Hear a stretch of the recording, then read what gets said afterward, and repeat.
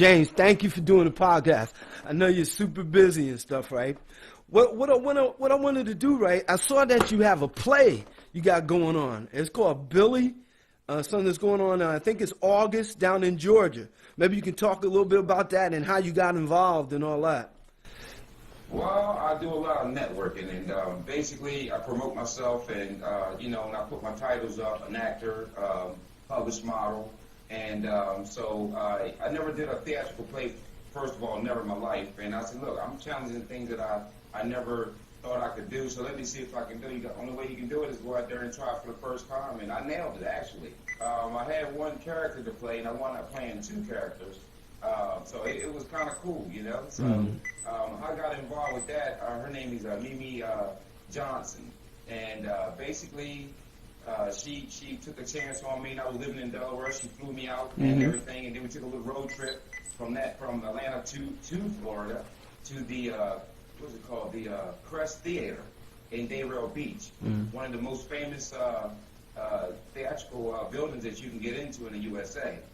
And they had a seating of 323 people, and basically we had a sellout crowd. And I nailed both my characters. And well, the second character, they came into my dressing room, and they were like, James, can you do the other character because the guy didn't show up? I was like, really? In 20 minutes?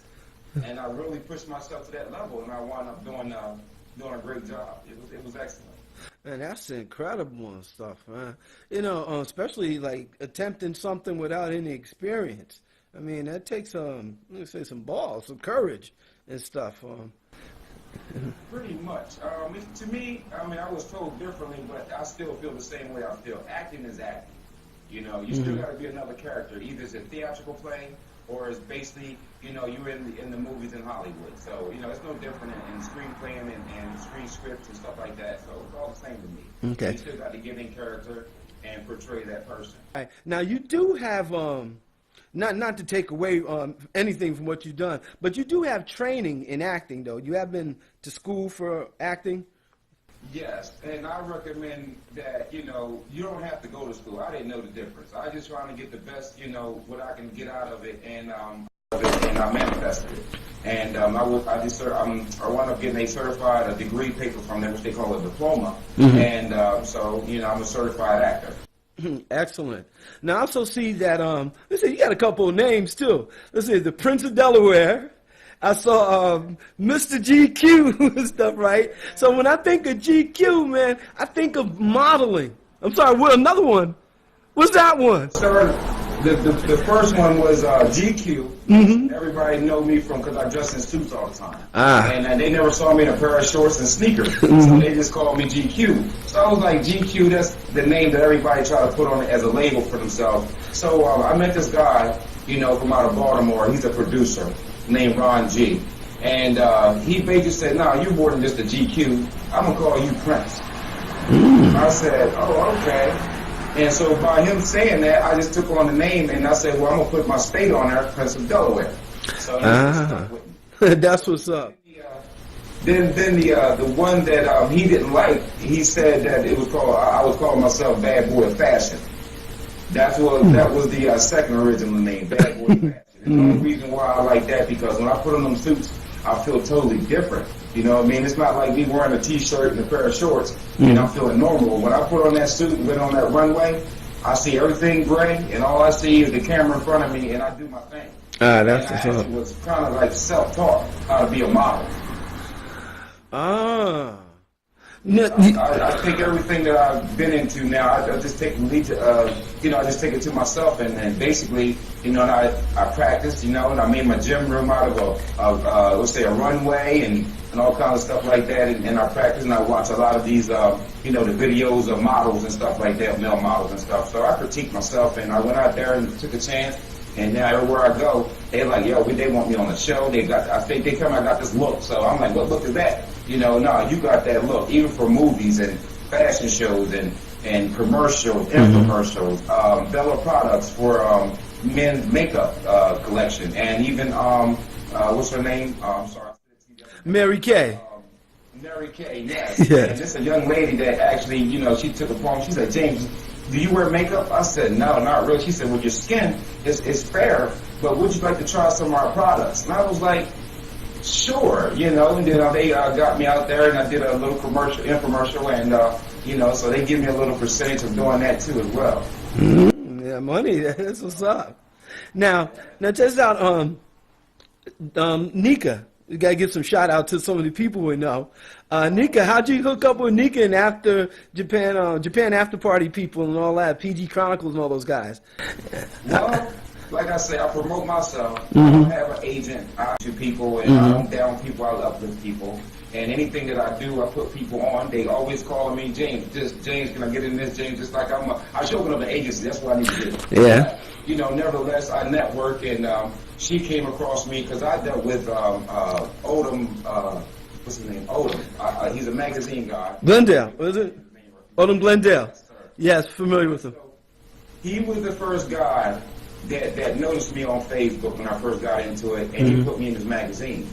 And I was like, wow, you know, and I appreciated that, you know, and then from that point on, I've been getting on a lot of things. So, you know, I'm working on a lot of subject projects and all kinds of things right now. Michael Jackson Redemption. Yeah, I saw a little bit about that. Was that a book? Wait a minute. Yes, I seen that. Yeah, I was just reading a little bit about that today. Wow. Tell us some more about that. I'm executive, I'm going to get it right, executive director for Misused Enterprises. How I got involved with that, of course, like I say, fashion shows get you into a lot of things that people don't realize. It's more than just fashion. You get noticed, and then everybody get to see you. You got directors, you got all types of people that come out and watch these shows. And then some guy, you know, I gave him my card, and he saw me as an actor, and he basically was saying, look, I can get you an opportunity to get on a project. And so I was introduced to Miss Geraldine Hughes. And basically I went from there, and she saw how much I'm into Michael Jackson, because that's the #1 artist in the world. I don't care who's out there. Nobody's better than him. Even from dancing to singing and being a man, a father, and, you know, and he loves children, you know. And I basically, look, I've been dealing with Michael since I was a kid myself. You know, and I always try to implement him and dancing and impersonate him. And then they found I got the opportunity to do this at age 50, going on 51 right now. Right. So, you know, I'm doing my thing, and basically she accepted me and gave me a job, and I've been doing it quite well, you know, on my Facebook and the other few websites that I have, which includes Instagram, Twitter, and LinkedIn, and, or is it called Lindell? Is that how you pronounce it? LinkedIn. LinkedIn, yeah. So, and Fashion Hero and models.com. So when I promote people, I promote it everywhere, you know. Yeah. And that's how I ran into Miss Nika. You know, she saw me and she gave me an opportunity, and I said, well, I already worked with Mr. Odom, and she was like, wow. I said, yeah. She said, well, you everywhere. I said, yeah, I want to be in Japan too. That's what's up, and no doubt. No doubt. James, I appreciate you once again taking time out of your busy schedule. And I mean, I say this, you know, oftentimes when I do podcasts, but I really, really mean it. You are super busy. I've seen all the different places you go into. I think since last time I talked to you in a couple of days, you've been in one state, now you're in another state, and you probably on my bucket list right now. Things that I couldn't do and my parents couldn't afford. So, you know, I have that opportunity now to get out there and do that, which, you know, I'm currently going to be, it's coming soon, the Michael Jackson movie. And and there was one with the New Jack City, and which is called New Jack Era. And then I'm doing this up here in Miami, Florida. Well, Daytona Beach, but we're going to be in Miami, Florida, doing a couple of, you know, filming out there and takes out there, which is called Gator Society. Her name is Lena Shocker, the director and producer. That's my buddy, my friend, and she's just awesome. So she got me out here. She's paying for everything. So hey, I might as well take advantage of that and make some things happen. And actually, she made me a part director for the movie. Whoa, so you get credits for that too. So that's something else that go on your resume. Hey man, I got a resume this long. I got 2 more sheets. Man, more power to you, brother. That's right, yeah. Tell us a little bit more about that. Well, there's a little story with that. Unfortunately, when I was coming up, I got into a car accident around about, maybe say I was 30, 35 years old. And, you know, I always been physically active, and I gained all this weight. And I wound up weighing up to like 310 pounds. Ooh. And so, you know, and I always learned when I was in school, you never forget what you get taught, was taught. And all I made was a pillow and a teddy bear at the time. So during that years of 1990, say 95, during that time I got into a car accident and I gained all that weight. And when my tax returns came, I pretty much invested into some sewing machines. And so I started making my own clothes. I was that big, you know what I mean? So Exactly. I had to, you know, make my own clothes for me. And I kept those clothes from 1995 up till today.